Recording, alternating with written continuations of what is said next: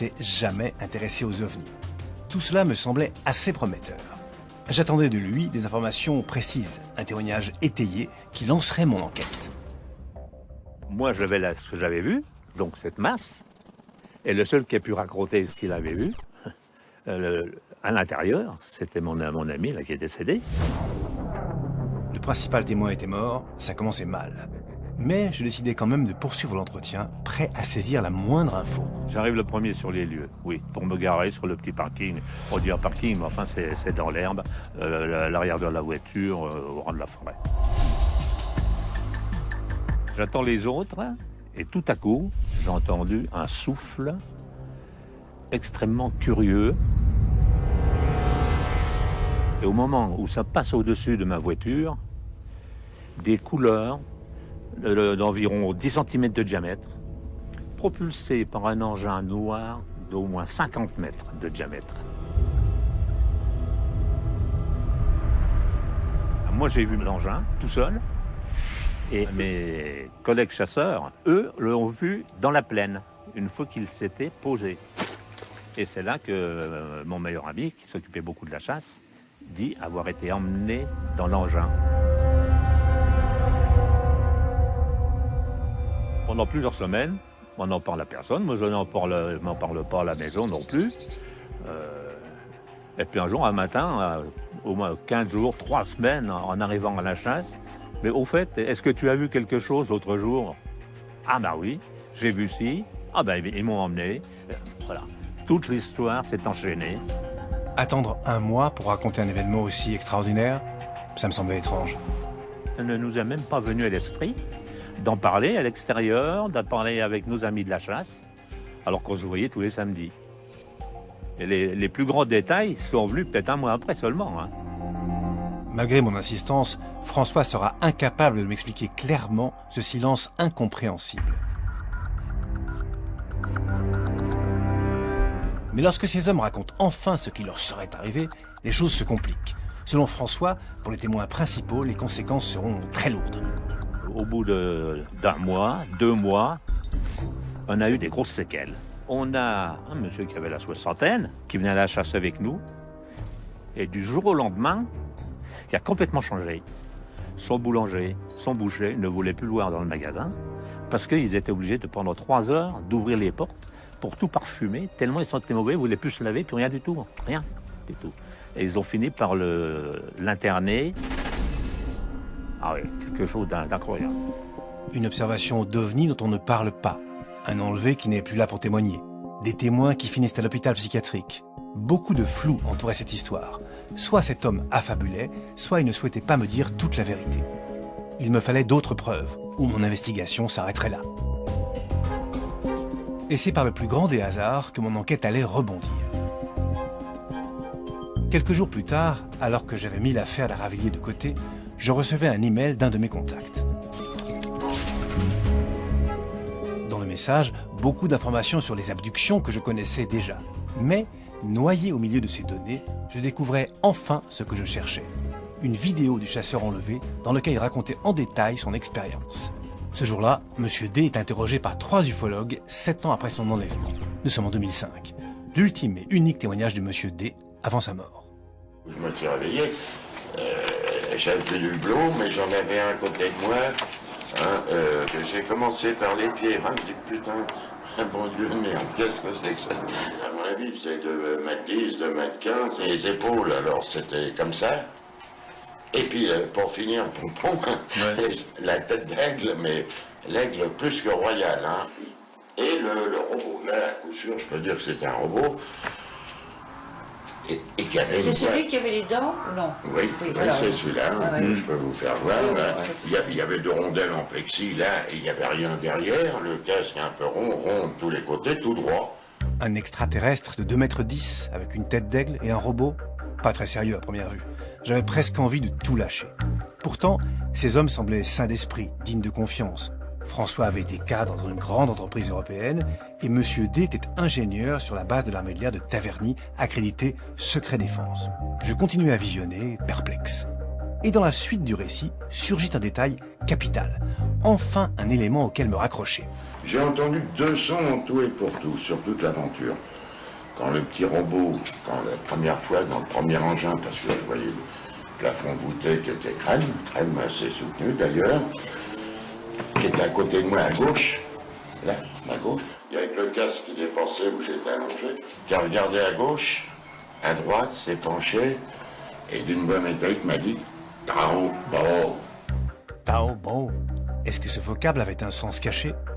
Après quelques recherches, je découvris que Tao Bo est une exoplanète, une planète située en dehors de notre système solaire, découverte par 2 chercheurs suisses, Michel Mayer et Didier Queloz.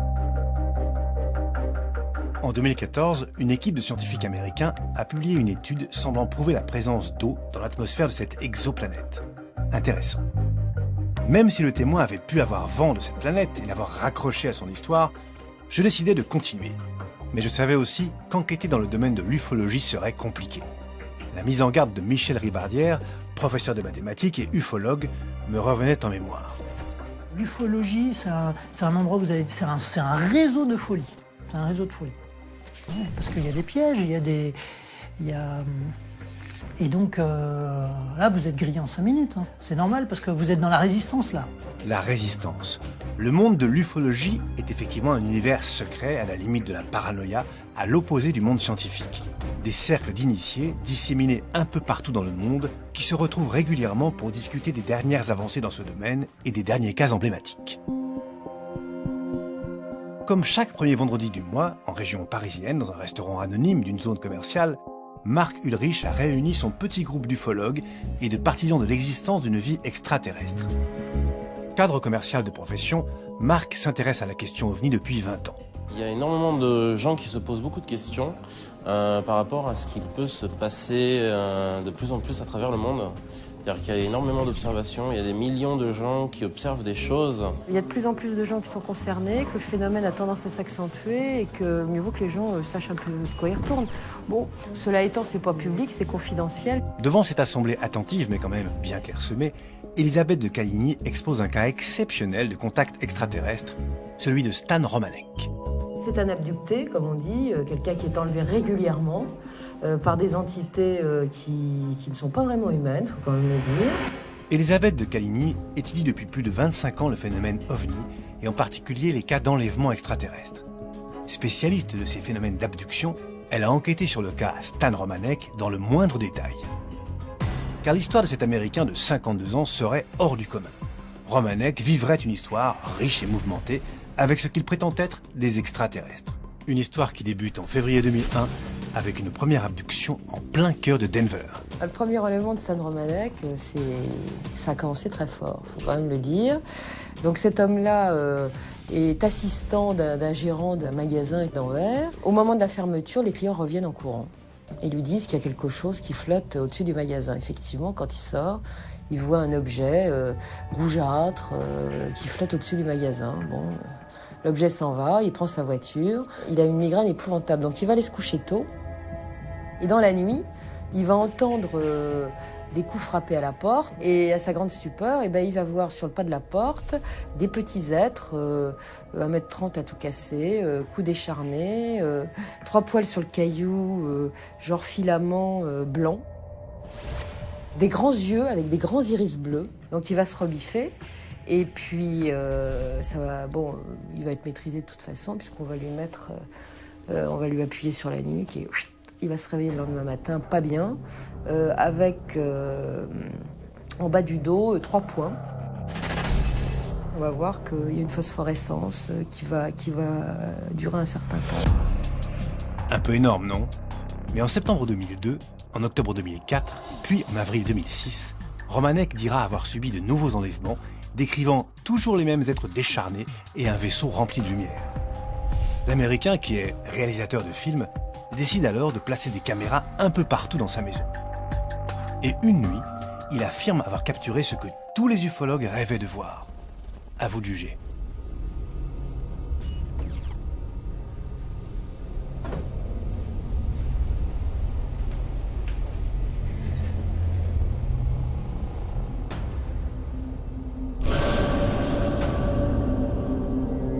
Un visage d'un être qui apparaît à la fenêtre. Une image évidemment controversée, mais qui serait une première mondiale. Et selon Romanek, les phénomènes ne s'arrêtent pas là, et les visiteurs continuent de le harceler, lui et sa famille, laissant derrière eux des preuves de leur passage. En août 2009, avec son nouvel appareil photo, ma belle-fille a pris de très belles photos des nuages. Je les ai copiées sur mon ordinateur et j'ai remarqué quelque chose. Regardez là, regardez bien. Elle a une sœur jumelle qui nous a dit « Moi aussi, je veux prendre des ovnis en photo ». Et elle saura en prendre. Elle ne les a transférés que le lendemain matin et elle avait mis l'appareil photo près de l'ordinateur. 2 photos de plus avaient été prises. Je vais vous les montrer. Vous voyez les yeux? Sur la photo suivante, regardez les yeux, les narines et la bouche en bas. Nous pensons que c'est l'extraterrestre qui s'est pris en photo par erreur et qui a fait tomber l'appareil. Donc, si je résumais, Stan Romanek avait réussi à filmer un extraterrestre et ces êtres s'étaient pris en photo avec la caméra de sa fille. Des images certes troublantes, mais j'avais de sérieux doutes. Car l'abducté le plus célèbre du monde a fait de son expérience un véritable business. Livres, conférences.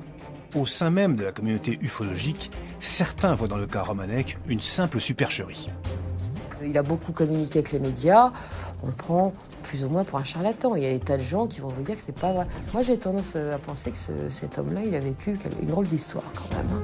Si Elisabeth de Caligny avait le sentiment personnel que l'histoire de Stan Romanek était crédible, j'étais beaucoup moins convaincu. Un homme enlevé au moins 6 fois, pourquoi lui? Et qui filme ses visiteurs extraterrestres avec facilité? N'oublions pas qu'il est cinéaste. De plus, son expérience divergeait beaucoup des autres témoignages.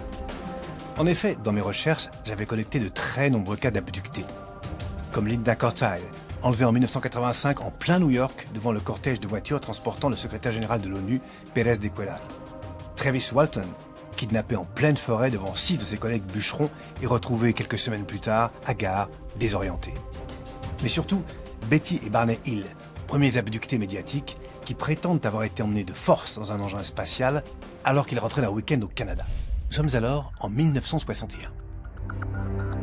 Betty et Barney roulaient et soudain, ils ont remarqué un avion qui était vraiment très étrange, qui tournait pas loin d'eux et ils se sont arrêtés et Barney a pris des jumelles pour voir de quoi il s'agissait, pour essayer de comprendre. La voiture, en rentrant chez eux, avait des marques et puis eux-mêmes sur leur corps avaient des marques douloureuses et puis ils avaient ces cauchemars qui revenaient souvent.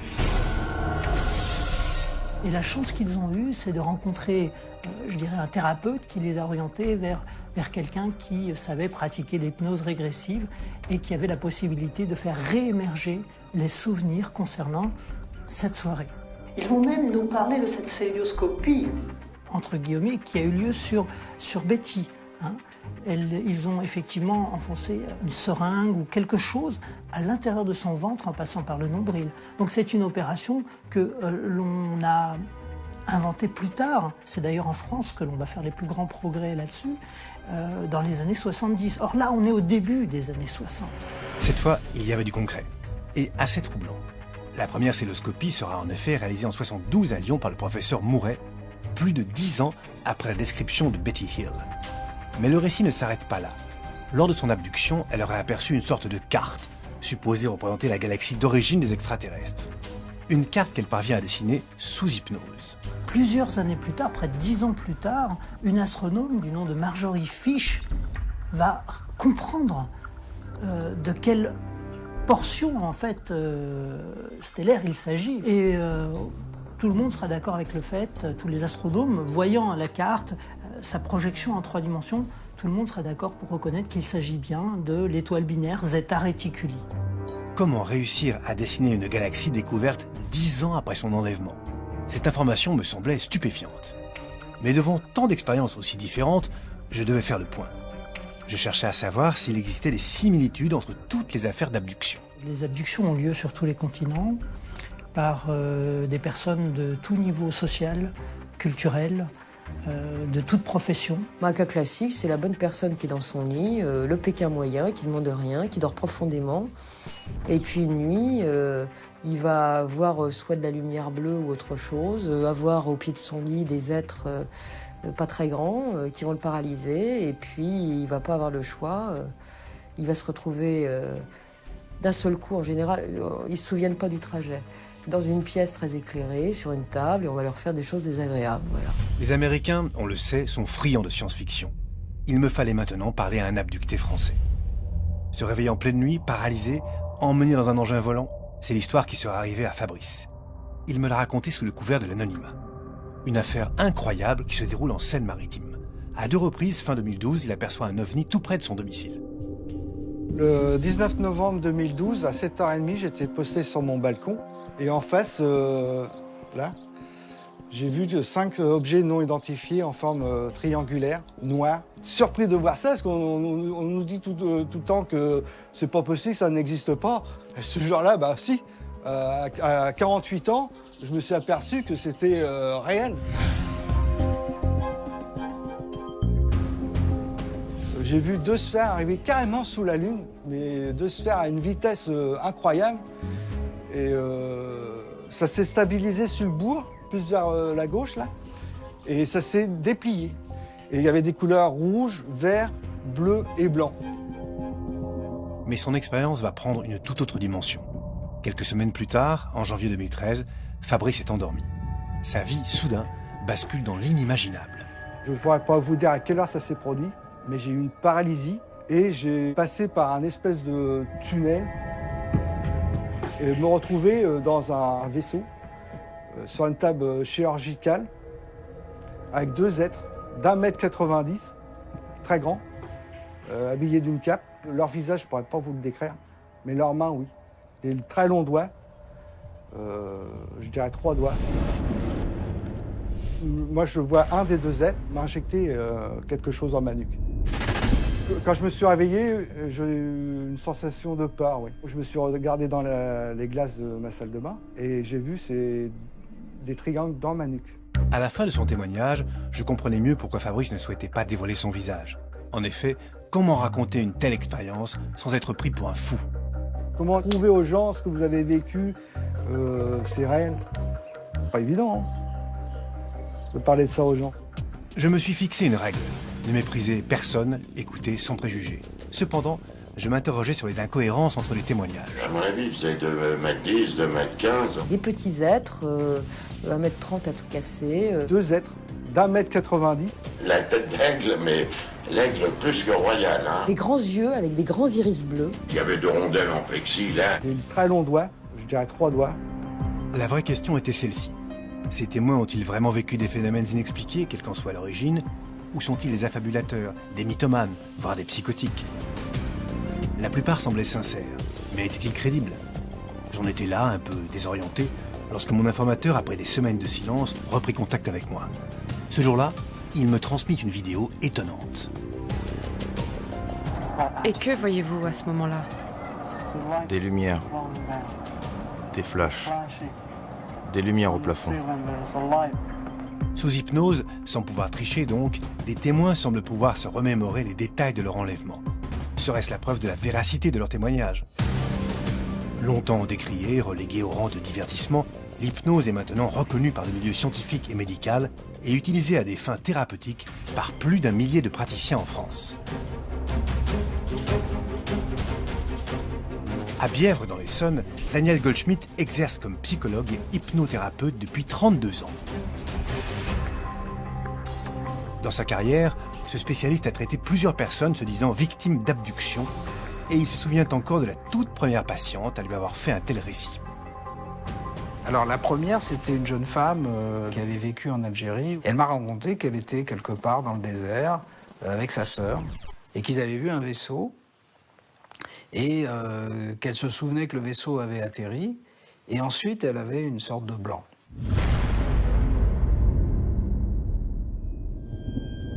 Alors je l'ai mise sous hypnose, qui est une technique, hein, tout à fait une technique. Hein. Il ne faut pas que les gens s'imaginent que l'hypnose c'est quelque chose de sulfureux ou d'ésotérique. C'est une technique qu'on utilise maintenant dans les hôpitaux hein, pour faire des opérations. Et elle a vu donc quelque chose qui ressemblait à des enfants qui sortaient de la soucoupe.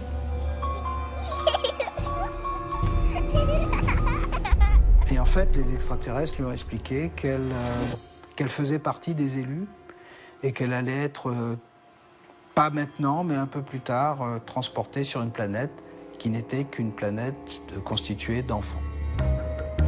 Ces 10 dernières années, Daniel Goldschmidt a été confronté à 3 autres cas d'abduction.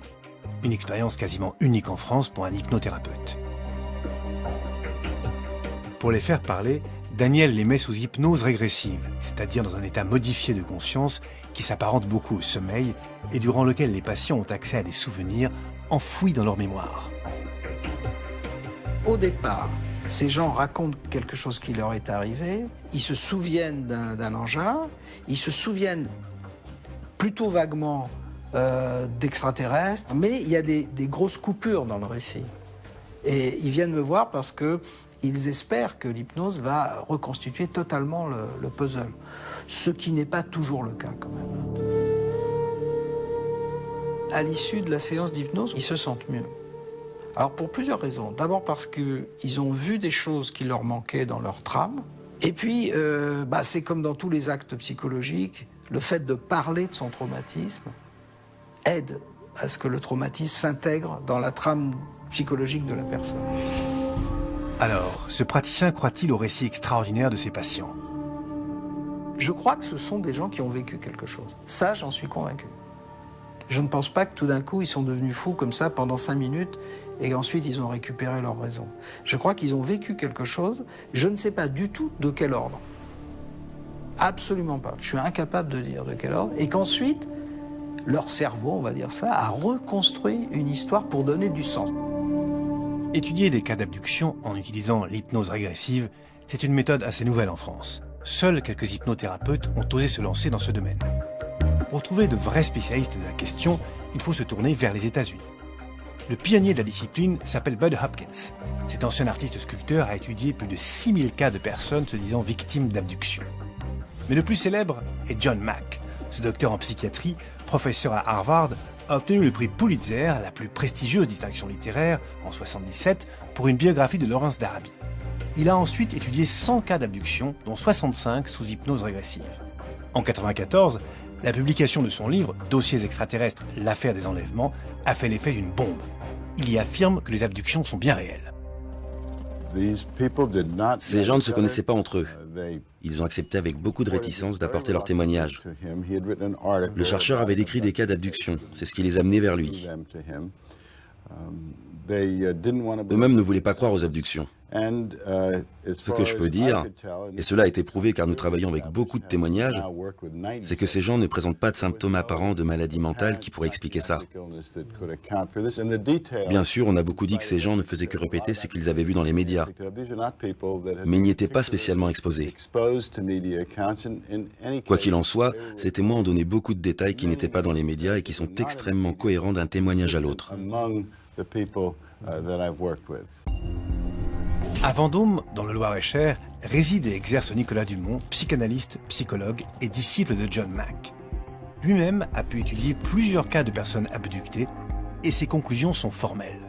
Dans les témoignages des personnes qui disent avoir été enlevées par des extraterrestres, on a des psychotiques, on a des gens qui se racontent des histoires, on a des gens qui, à partir d'un rêve, vont bricoler, il y a des gens qui sont fascinés par ça et ont tellement envie d'être spéciaux que voilà. Et puis il y a les abductés. Dans mes archives, je disposais du témoignage de Myriam qui se prétend abductée. À ce point de mon investigation, il était temps de réécouter son histoire. Je souhaitais la confronter à l'analyse de Nicolas Dumont. En décembre 87, Myriam part se reposer seule à Chamonix en Haute-Savoie. Et dans l'appartement situé au dernier étage de l'immeuble, elle va vivre une expérience qui la bouleversera à jamais. Il devait être 10h30, 11h du soir parce que j'étais assez fatiguée. Je vais pour me coucher, je ferme les yeux et à un moment donné, je me trouve dans un état presque, c'était pas ensommeillé, mais entre deux eaux, quoi, si vous voulez. Je vois, il y a de la lumière, alors que j'avais éteint la lumière, j'étais dans le noir. Je vois le Velux ouvert et je vois des petits êtres, 2 petits êtres qui flottent avec un cordon qui descend, un câble qui descend du ciel. Et ce cordon, je le vois arriver jusqu'à moi et rentrer en moi. Je ne peux pas bouger, j'essaie de crier, de me tourner, je suis paralysée. Et à un moment donné, au bout de combien de temps, je ne sais pas, je me suis réveillée, j'ai ouvert les yeux et là je regarde, tout est dans le noir, le Velux est fermé, j'allume la lumière, j'ai dit mais qu'est-ce qui s'est passé? On se dit on va perdre la raison parce qu'on se pose des questions, on peut se dire mais est-ce que je suis saine d'esprit, est-ce que tout va bien, est-ce que j'ai pas rêvé, est-ce qu'on se pince, enfin il y a beaucoup de choses, vous voyez. Certaines personnes préfèrent être prises pour folles, enfin qu'on leur dise que c'est fou ce qu'ils ont vécu et pas que c'est réel. Si c'est fou, on va me donner un traitement, on va faire sortir ce truc-là de moi. Si c'est vrai, ça veut dire qu'il faut que j'aille faire un pas dedans et regarder ce qui m'est arrivé. Pendant 20 ans, Myriam n'aura qu'un vague souvenir du phénomène. Cauchemar ou réalité, elle choisit de ranger l'événement dans un coin de sa mémoire. Surtout, essayer de ne plus y penser. Mais en 2007, elle consulte un hypnothérapeute pour comprendre ce qui lui est arrivé ce jour-là. Je revois la scène où je me couche, le toit a disparu, je vois un énorme objet au-dessus de l'immeuble. Je sens que je suis allongée sur une table. Je suis recouverte d'un tissu, une espèce de tissu gélatineux, si vous voulez, sur moi. J'ai du mal à respirer. Et au bout de je ne sais pas combien de temps, on me retire cette espèce de peau gélatineuse, je ne sais pas comment dire. Je respire à nouveau, je regarde et là, je vois 3 ou 4 petits êtres qui sont à côté de moi, avec une grosse tête, des yeux assez volumineux, noirs. Au terme de cette première régression, Myriam a une conviction, elle n'a pas rêvé. Elle a bien vécu un contact extraterrestre. Mon état d'esprit dans lequel je suis à ce moment-là fait que, bon, il s'est passé quelque chose. Il s'est passé quelque chose et ce que je pensais comme un cauchemar est relié à quelque chose de tangible. Cette réalité est donc avérée pour Myriam, mais cette abduction est un véritable traumatisme, comme pour tous ceux qui vécurent une telle expérience. Selon Nicolas Dumont, ce traumatisme au sens clinique du terme serait même une preuve de la réalité de ces enlèvements extraterrestres. On n'a jamais perçu, à ma connaissance, de traumatisme qui se passe sans événement extérieur. C'est-à-dire, vous n'êtes pas traumatisé par un rêve. Dans certains cas, il y a même des traces objectives du fait qu'il y a bien quelque chose d'extérieur à eux qui a interagi avec eux. Voilà. Analyse confirmée par John Mack, l'éminent psychiatre, professeur à Harvard. Pas un seul cas d'abduction n'a pu trouver une autre explication, quelle qu'elle soit. En croisant les témoignages, en analysant les histoires, en fouillant dans le passé des témoins, en cherchant des antécédents traumatiques dans leur enfance, des sévices sexuels, aucune de ces affaires n'a révélé quoi que ce soit d'autre que ce qu'elle est. Pour se remémorer plus précisément encore son enlèvement, Myriam décide de faire une deuxième régression. C'est alors que des détails extraordinaires surgissent. Elle se revoit sur la table dans le vaisseau, toujours entourée des 4 petits êtres, mais cette fois, elle ressent une étrange impression. J'avais pas peur. J'étais comme si ces personnes faisaient partie de ma famille. Je les connais depuis longtemps en plus. Ils me parlent, mais si vous voulez, ils me parlent pas comme vous et moi, c'est-à-dire comme je parle en ce moment, c'est télépathique. Je leur demande qu'est-ce que vous allez me faire, pourquoi je suis là. Et ils me répondent pour les prélèvements d'ovules. Je dis rien, comme si c'était, si vous voulez, normal, comme si je savais que j'avais accepté. Des êtres qu'elle semble connaître depuis longtemps, sous-entendant que ce n'est pas sa première abduction, des messages télépathiques, un prélèvement d'ovules, beaucoup d'éléments plutôt difficiles à accepter. Je voulais bien me montrer ouvert, mais ce témoignage allait quand même très loin dans l'étrange. Je découvris pourtant que d'autres abductés racontaient les mêmes événements. Les tout premiers à témoigner de ces prélèvements sont Betty et Barney Hill. Rappelez-vous, ce couple d'Américains enlevé en 1961. Barney décrira des séances très douloureuses de prélèvement de sperme. Betty se remémorera avoir subi l'introduction d'une longue aiguille dans l'abdomen. D'après elle, un examen gynécologique. Gary Wood et Colin Wright, enlevés près d'Édimbourg, en Écosse, en 1992, Charles Hickson, abducté en 1973 dans le Mississippi alors qu'il pêchait, ou encore Kelly Cahill, enlevé en 1993 en Australie, tous racontent les mêmes histoires de prélèvement de fluides corporels. Dans son livre Intruders, Bud Hopkins révèle que les prélèvements d'ovules et de semences sont généralisés en s'appuyant sur 32 cas d'abduction. On pourrait être considéré un petit peu comme des rats de laboratoire, avec peut-être un but tout à fait louable, peut-être. Mais quel genre de but ? L'être humain, d'après les abductés, est l'objet de recherche sur le plan génétique parce que son génome se rapprocherait de celui de ces visiteurs-là. Alors, est-ce qu'ils cherchent effectivement à réaliser une hybridation, comme nous en parlent les abductés, c'est-à-dire une nouvelle espèce qui aurait des atouts de l'espèce humaine et qui aurait aussi les atouts de leur espèce? L'hybridation, un croisement entre les êtres humains et les extraterrestres. Là, franchement, ça semblait devenir aberrant, même si cette théorie est soutenue par d'autres abductés. Dans son témoignage, Stan Romanek, l'abducté le plus décrié du monde, affirme avoir été mis en contact avec certains de ses enfants conçus par hybridation lors d'un enlèvement. Dans les premières abductions, il y avait une femme qui était en train d'accoucher à côté de lui. On lui retirait son bébé.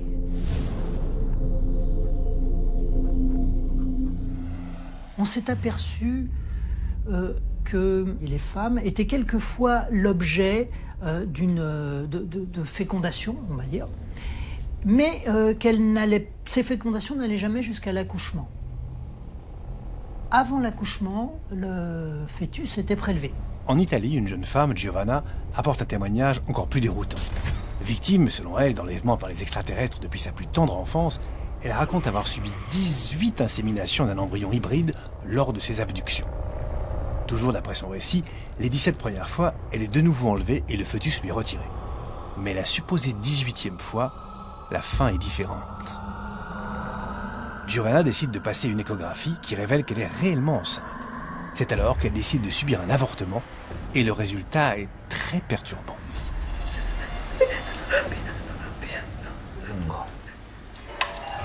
Cette vidéo a été tournée par une équipe de télévision italienne qui certifie son authenticité. Mais les médecins qui auraient pratiqué cet avortement souhaitent conserver l'anonymat.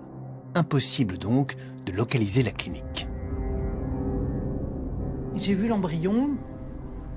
Bon, on n'est pas devant un embryon humain, c'est clair. J'avoue que je ne saurais trop de quoi il s'agit. Bien sûr, les images l'attestent, ça n'est pas un embryon humain. Mais alors de quoi s'agit-il? Difficile de répondre à cette question, d'autant que l'analyse médicale et scientifique de cette créature serait conservée secrètement dans un laboratoire italien. Trop de zones d'ombre entouraient cette histoire pour que je la prenne totalement au sérieux. Cet embryon présentant des similitudes avec celui d'un lapin, je décidai de montrer ces images à un vétérinaire, le docteur Raphaël Brasseur. Ça m'évoque, ça me fait penser à un avorton, à un mammifère mort-né, mais je ne peux pas vraiment en dire plus. Pour déterminer l'espèce précisément, c'est vraiment pas facile. Un bébé lapin, ça ressemble un peu à ça. Ce qu'on peut éventuellement formuler comme hypothèse, c'est en plus que ce soit ce qu'on appelle un monstre, c'est-à-dire un individu mal formé. Monstre ou avorton, d'accord. Mais la vraie question était celle de son éventuelle parenté avec l'anatomie humaine. Je ne vois pas d'éléments qui me fassent penser à un être humain. Bon, il faut toujours avoir à l'esprit, évidemment, que tous les mammifères ont quasiment 99% de gènes en commun. Dans les premières étapes du développement du fœtus, on a des étapes de l'embryon qui ressemblent effectivement à des structures proches de reptiles ou d'amphibiens. Restait à savoir si, selon le docteur Brasseur, nous étions en présence d'un être factice, artificiellement créé, bref, d'une supercherie. Quant à dire que c'est fabriqué, j'ai pas d'éléments objectifs non plus pour le dire, mais je ne raccroche pas cet ensemble à quelque chose de connu pour moi. Ces images dérangeantes me rappelaient d'autres affaires. En 2007, à Metepec, au Mexique, un fermier découvrit une étrange créature prise dans un piège à souris. Mesurant à peine 10 cm, cette créature possédait, d'après les scientifiques qui l'ont étudiée, les caractéristiques d'un reptile, mais également des similitudes avec l'homme, notamment la taille imposante de la partie arrière du cerveau. 3 ans plus tard, en 2010, au Chili, dans la petite ville de Fresia, un étrange fœtus aurait été découvert. Vrais embryons ou faux fabriqués par des personnes avides de célébrités, des récits d'abductés semblent en tout cas corroborer cette théorie d'être hybride. De nombreuses femmes racontent que lors d'un enlèvement, des extraterrestres leur ont présenté un enfant conçu par croisement génétique lors d'une précédente abduction. Bud Hopkins a relevé plus de 200 cas similaires. Systématiquement, on demandait à la maman « c'est ton enfant », on lui demandait « touche-le ». caresse-le, prends-le avec toi, c'est ton enfant. Et puis après, donc, l'enfant était séparé une fois, et la maman était réenlevée bien plus tard, quand l'enfant avait encore grandi, et on lui demandait encore, voilà, ton enfant, il est là, tu peux le toucher. Ces personnes ont révélé avoir déjà demandé pourquoi est-ce qu'on leur représentait cet enfant qui finalement était à eux, mais bon, qui avait une apparence quand même assez différente. Hein. Les visiteurs leur avaient répondu qu'il y avait un besoin pour l'enfant de sentir sa maman. Ça permettait d'augmenter ses chances de survie. Alors si je comprends bien, les extraterrestres enlèvent des êtres humains pour créer une nouvelle race hybride. Se pose alors une question, quel serait le but de cette hybridation? Mark Gray est consultant en marketing et aussi ufologue. Pour ce spécialiste des abductions depuis une dizaine d'années, pas de doute, l'hybridation par les extraterrestres est une réalité, et ce dans un but bien précis. La raison qu'ils donnent aux abductés, aux expérienceurs, c'est de s'hybrider avec nous pour nous donner ce niveau de conscience plus élevé que nous, pour aspirer justement à une évolution qui nous évitera de courir à notre perte. Donc pour éviter ce cataclysme, c'est la raison qu'ils donnent aux abductés, c'est de s'hybrider, de donner un petit peu de leur ADN. Cette possible hybridation aurait donc un but pacifiste, une sorte de droit d'ingérence pour nous sauver d'un destin funeste. Beaucoup d'abductés et de contactés reçoivent des images de catastrophes naturelles, de cataclysmes. La Terre en train de brûler, des tsunamis à gogo, les volcans en éruption, etc. C'est peut-être pour nous montrer ce qui va arriver. En Afrique du Sud, une histoire vient à l'appui de cette théorie d'extraterrestres tentant d'avertir les terriens d'une catastrophe future. John Mack est intervenu sur un cas assez saisissant qui a concerné une école d'enfants en Afrique du Sud, dans laquelle les enfants n'ont pas été abductés, mais ont vu un vaisseau se poser, des êtres en sortir, ont été vraiment tous très choqués par ce contact en fait. Ces êtres les ont regardés et tous les enfants ont reçu ce message écologique. Ils ont été en fait un peu comme imprégnés d'images en fait de catastrophes écologiques. Quand ils sont revenus, les instituts n'étaient pas là, ils ont accueilli les enfants complètement choqués qui leur ont raconté tout ça. Bon, l'hypothèse de l'hallucination collective est toujours séduisante. Bon, moi j'y crois pas trop personnellement. On trouve que beaucoup d'abductés, après leurs expériences, ont un amour de la planète et écologique qu'ils n'avaient pas avant. Donc, ou deviennent spirituellement beaucoup plus ouverts, alors qu'avant ils étaient hyper matérialistes, athées, ne croyaient absolument à rien. Là encore, je n'étais pas convaincu. Cette théorie d'hybridation, vraiment, je ne pouvais pas y adhérer. Je sentais que mon enquête basculait vers des zones fumeuses, des hypothèses sans fondement. Ces affaires d'enlèvement étaient excitantes pour l'imagination, mais je n'avais toujours pas de preuves tangibles pour me faire une idée définitive sur la véracité des abductions. J'avais compris qu'il y persistait des traces psychologiques pour les abductés. On se dit on va perdre la raison parce qu'on se pose des questions, on peut se dire mais est-ce que je suis saine d'esprit? Mais qu'en était-il des traces physiques? Pour la dernière fois, je devais retrouver mon contact, et j'espérais bien qu'il me donnerait enfin une info pour découvrir des preuves, de quoi me forger une opinion. Ce matin-là, il me parla d'un homme, Charles, qui aurait subi une abduction dans la région normande. Cet homme aurait aujourd'hui encore des traces physiques de ses contacts rapprochés. Mon informateur avait accepté de me mettre en relation avec Charles. Selon lui, l'homme était crédible. Commerçant à la retraite, marié et père de famille, il ne souffrait d'aucun trouble psychologique diagnostiqué. Et si cet entretien était celui grâce auquel j'approcherais la vérité?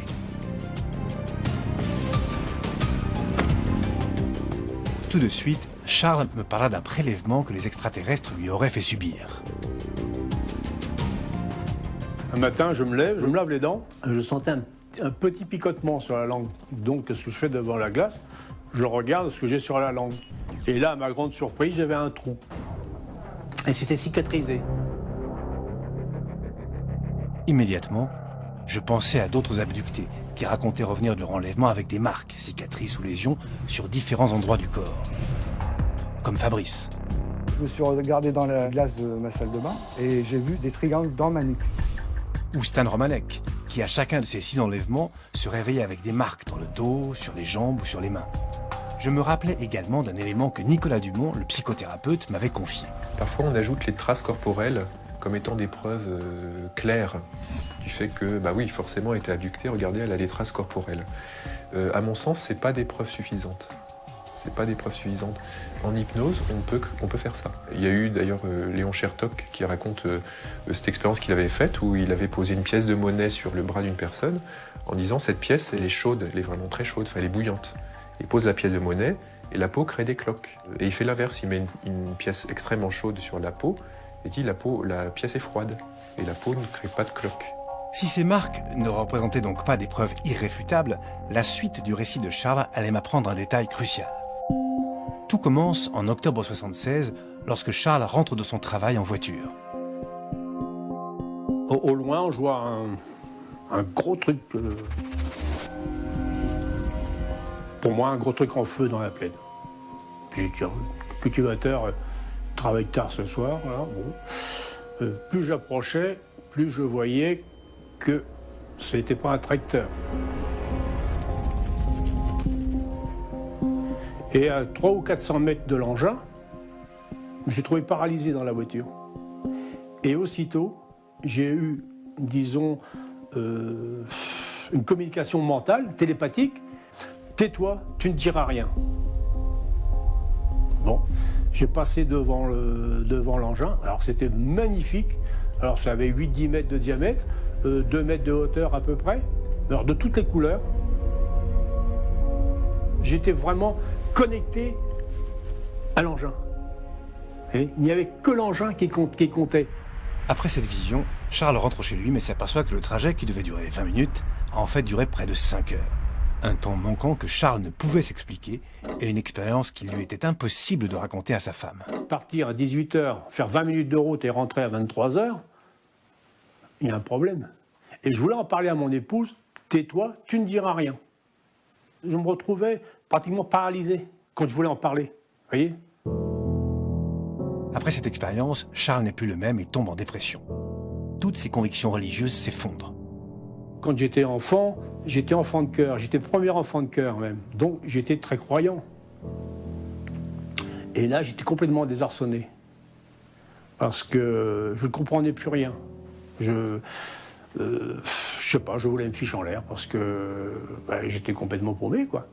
C'est alors qu'il se replonge dans la Bible et réinterprète certains passages, n'y voyant plus l'œuvre de Dieu, mais des extraterrestres. J'ai vu le buisson ardent, et quand on reprend la Bible et quand on lit l'histoire du buisson ardent, on voit bien qu'il s'agit, allez, on va dire une soucoupe, j'aime pas employer ce terme, mais d'une soucoupe volante. Hein, ce buisson ardent, ces feux, c'est ce que j'ai vu, parce que c'est plein de lumière. Le buisson ardent est, dans la tradition biblique, la révélation du Dieu éternel à Moïse.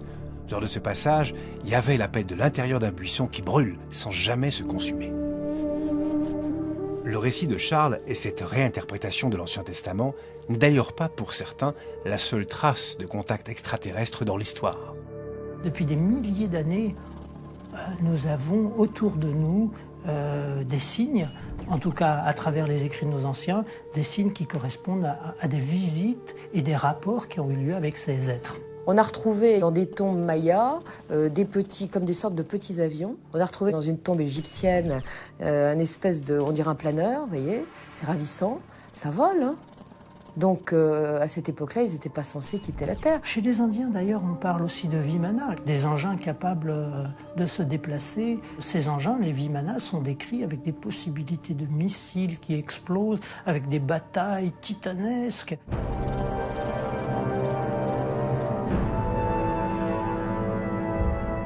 Il y a quand même quelque chose qui est très intéressant, c'est la ville d'Ika. Et à côté de la ville d'Ika, il y a quelques décennies, des paysans en labourant leurs champs, après des crues de rivière, se sont mis à remonter des pierres assez curieuses, parce qu'il y avait des dessins dessus. Et sur ces pierres, il y avait quand même des êtres qui regardaient avec des lunettes astronomiques, des êtres qui étaient sculptés dans la pierre avec des dinosaures. Vous aviez des opérations chirurgicales, avec des gens à qui on ouvrait visiblement le cœur. Vous voyez comme des instruments qui étaient des instruments modernes. On peut considérer qu'il y a des débuts de preuve et qu'il y a des choses extrêmement troublantes. Oui, Charles n'était pas le seul à penser que les visites extraterrestres durent depuis des milliers d'années. Après 9 ans de silence, il voulut en savoir plus sur son expérience. Lui aussi, il choisit l'hypnose régressive, qui semble être une des meilleures clés pour comprendre ce phénomène. C'est là, donc, sous régression hypnotique, que j'ai vu que j'étais rentré dans l'engin. À l'extérieur, on voyait que des lumières. J'ai monté 4 ou 5 marches. Il y avait un être qui était sur ma droite, qui m'attendait. Et il y avait une table, genre table d'opération. Et là, sur la droite, est venu un être plus grand, et il avait une seringue à la main. Et c'est là qu'il m'a implanté donc ce truc dans la jambe. Un implant dans le mollet? Voilà qui devait se vérifier tout de suite. Sous ma main, je sentais effectivement une protubérance. En Californie, le Dr Lear, un chirurgien podologue, s'est spécialisé dans les opérations de retrait d'implants extraterrestres. Entre 1995 et 2001, il a effectué sur des abductés 11 opérations d'extraction d'implants. À l'analyse des photos du Dr Lear, je m'aperçois que ces implants sont très différents les uns des autres, en taille et en forme. Des pépins, des triangles, des microbilles, d'une taille variant de 1 à 10 mm. Et selon le Dr Lear, l'origine extraterrestre de ces implants ne fait aucun doute. Pour étayer sa théorie, il s'appuie sur 2 faits troublants. Premièrement, pas d'infection ou de cicatrices apparentes sur ces patients, ainsi que la présence d'un réseau nerveux autour de l'implant, écartant l'hypothèse de corps étrangers pénétrant les victimes à leur insu. Deuxièmement, la composition atomique de ces implants ne correspond pas à un phénomène naturel. L'analyse a montré la présence d'europium, nuthénium et samarium. Ces 3 éléments extrêmement rares sur Terre se trouvent principalement au cœur des météorites. C'est très difficile à extraire. L'implant est pris dans les chairs déjà, comme faisant partie intrinsèque de l'être dans lequel il est implanté. Maintenant, je fais le parallèle avec l'humain. L'humain a des implants, l'humain implante les animaux domestiques, implante le bétail. L'humain le fait, pourquoi ne pas accepter que d'autres êtres le font déjà depuis longtemps, sur nous? Alors, si ces implants existent vraiment, à quoi serviraient-ils? J'ai toujours eu, alors, est-ce une impression? Est-ce un ordre? Est-ce un commandement? Je ne sais pas. De ne pas chercher à savoir, de ne pas chercher à me le faire enlever, voyez-vous? Donc, de vivre avec. Depuis plus de 35 ans, Charles vivrait donc avec un implant dans le mollet. Mais il n'acceptera jamais de passer un scanner ou une IRM pour confirmer cette présence, malgré ma demande. Il y a beaucoup de cas chez les abductés, quand ils se décident s'ils ont trouvé un chirurgien pour extraire cet implant, ils, souvent au dernier moment ou avant, décident de ne pas l'enlever. C'est ça qui me fait dire que dans cet implant, il y a plusieurs facteurs. C'est un implant qui sert à beaucoup de choses. Géolocalisation de la personne en question sur la planète, et aussi le contrôle mental. Un contrôle mental. Les extraterrestres utiliseraient donc ces implants pour donner des ordres et suivre à la manière d'un GPS les abductés implantés. Pendant une vingtaine d'années, ils me servaient à rentrer en contact avec mes visiteurs. C'est-à-dire que j'ai une boule comme une framboise. Quand elle devenait rose et qu'elle grossissait, dans les 3 ou 4 jours qui venaient, j'avais un contact. Ils venaient régulièrement, mais il faut aussi avouer que je leur demandais de venir. Je pense que j'ai été conditionné, disons, entre guillemets, à vivre avec eux. C'est ma vie. J'ai été choisi, pourquoi je n'en sais rien, mais ça ne regarde pas les autres.